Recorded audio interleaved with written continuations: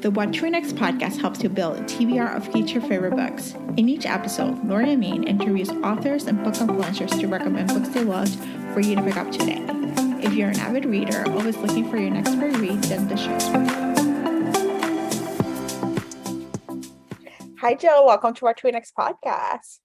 Thank you so much, Laura. I'm really excited to be here. So excited to have you here. So tell us a little bit about yourself. My name is Gill Paul. I'm an author of 11 historical fiction novels now, a lot of them about women from the 20th century who I feel have been marginalized or misjudged by historians over the years. And I want to write their story in fictional form and maybe give them their dues in the 21st century. So tell me, how did you get started? Like, were you a history buff growing up, or was it women's history that inspired you? Like, what was the seed of inspiration to get you into this market of writing? I have to mention my mum here. She loved history, and we used to watch historical dramas on the TV together. And then I would borrow her books like Georgette Hare and Jean Plaidy and all the big Regency Kings and Queens of England series. And from there, I guess I studied history and English and literature at university.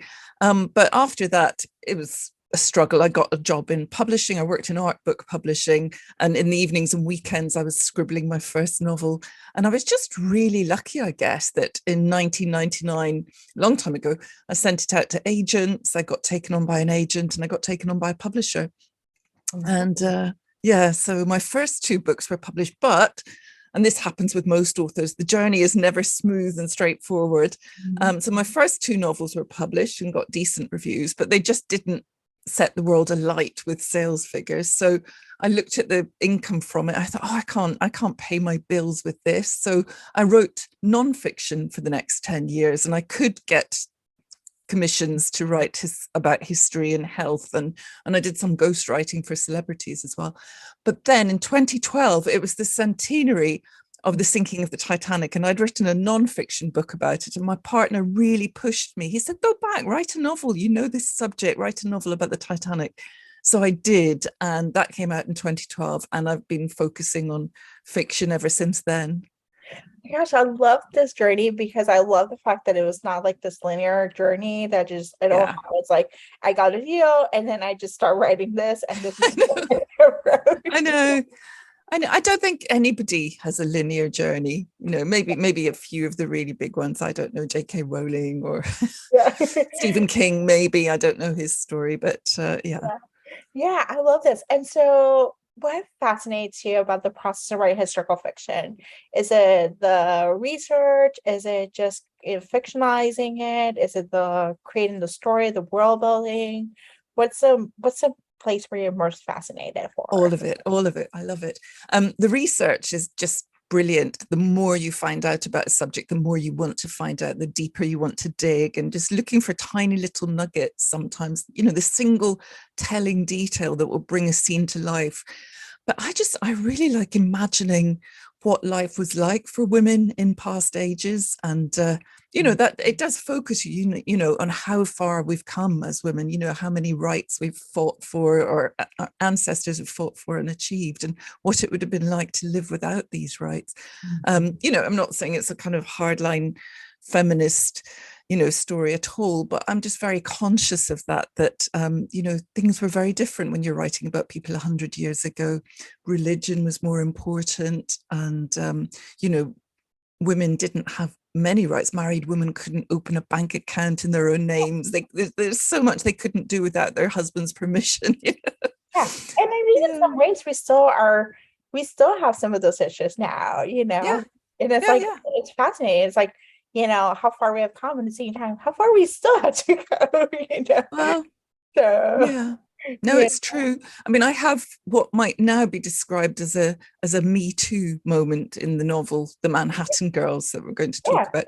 I mean, I don't want to include any spoilers here, but of course, in those days, 100 years ago, if something happened with a man, you couldn't go to the police, you couldn't report it, you just had to go home and get over it somehow. Yeah. So let's chat about Manhattan Girls. What is the elevator pitch? the elevator pitch that my publishers came up with was Sex and the City set in the 1920s, because it's about four women in jazz era New York. And these four women are all kind of incredible women to my mind. I mean, one of them is Dorothy Parker, just the renowned, she was already renowned as a wit when my story begins in 1921.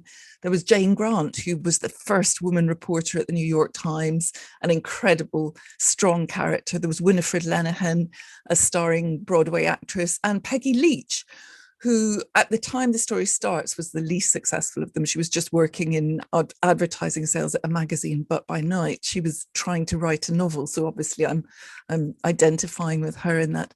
And these four women started a bridge group in 1921, and it's about their relationship with each other and how they support each other, and in particular how the three others support Dorothy Parker, who was emotionally incredibly fragile.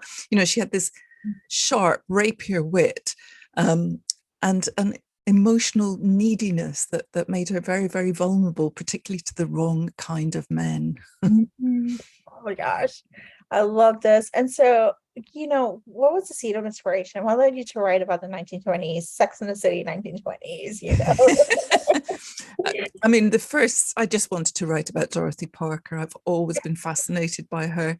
And I just think she's still so funny. Her wit still holds up today. If you look up Dorothy Parker quotes online, she says things like, if you want to know what God thought of money, look at the people he gave it to. And you could say that today and it's just as relevant as it was in the 1920s. She's brilliant. But, there's some quite well-known, I think, parts of her story that are very dark, including suicide attempts. And so I knew that there was going to be this dark side to the novel as well, as because what I do with each of my characters, and in this novel, in Manhattan Girls, I try and get inside the shoes of each of the four women and show what their life was like and what motivated them and what supported them and kept them going through a very difficult decade. Because the thing is, life had changed so much for women after the war. All of a sudden, they could have fulfilling careers. They could rent their own apartments. They could drive cars. So they had these freedoms, but at the same time, they're still living in an incredibly misogynist society. Mm-hmm. And so, it's all a struggle to try and have a decent relationship while having a career. It's something women struggle with more now, struggle with nowadays, but they've got more legal rights on their side than Jane and Dorothy and Peggy and Winifred had. Yeah, and it's a lot timely, because a lot has changed, but I think in some ways a lot not has changed. Like 100 years later, we experience some stuff similar to what happened in the 1920s to now 2020 pandemic, wars, recession. Very similar, very similar. Very with the pandemic coming at the beginning of the decade like this. Yeah. And also it's kind of scary financially at the moment that we've got this very high inflation, which is one of the things that led to the Wall Street crash. So yeah. I hope we're not going that way. I don't know, but I think it's someone as you wrote a timely book. Oh, thank you.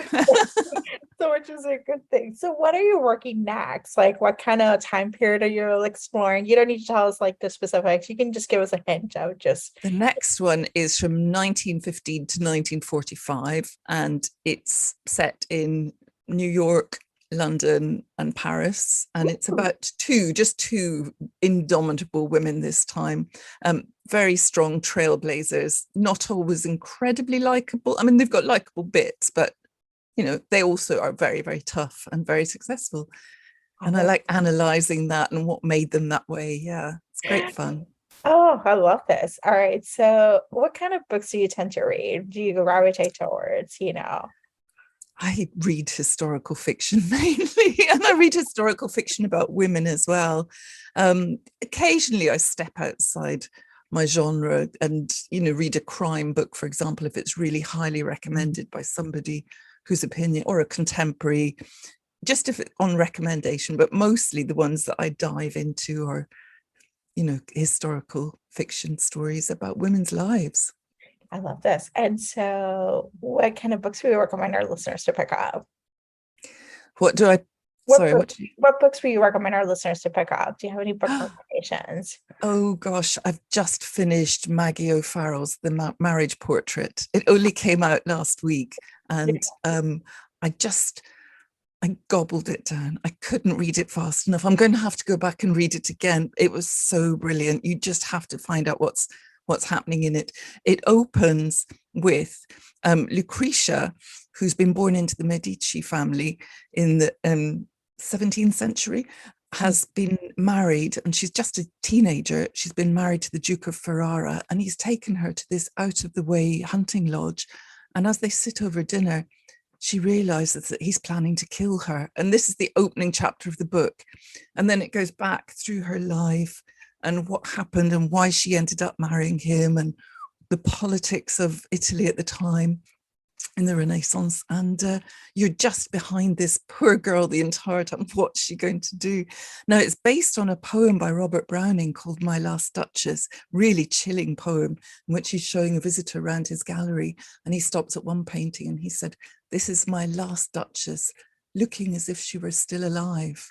And that's just the line in the poem. And Maggie O'Farrell has invented this entire story from that and from a portrait of this particular woman. So, I couldn't stop reading it. Sorry, I'm going on about it so much. It's just wonderful. I love everything she writes. Oh, There's another one I really recommend coming out September this year, I think, by Anne Ma, and it's called Jacqueline in Paris. Now, I've written a novel about Jackie Kennedy, Jackie and Maria, which was about her rivalry with Maria Callas for the hand of the Greek shipping millionaire Aristotle Onassis. But Anne writes about her back before she married John F. Kennedy, when she had a year in Paris. And it's just a beautiful book. It's like a love story to Paris, with all the description of the places, the architecture, the food.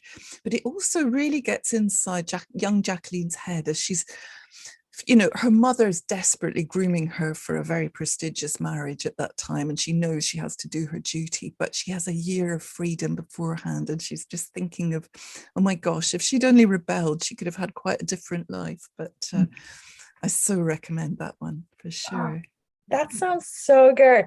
Love both recommendations so much. So, Jill, tell us where we can find you online. I'm on Instagram at Gill.Paul1. I'm on Twitter and Facebook at Gill Paul Author.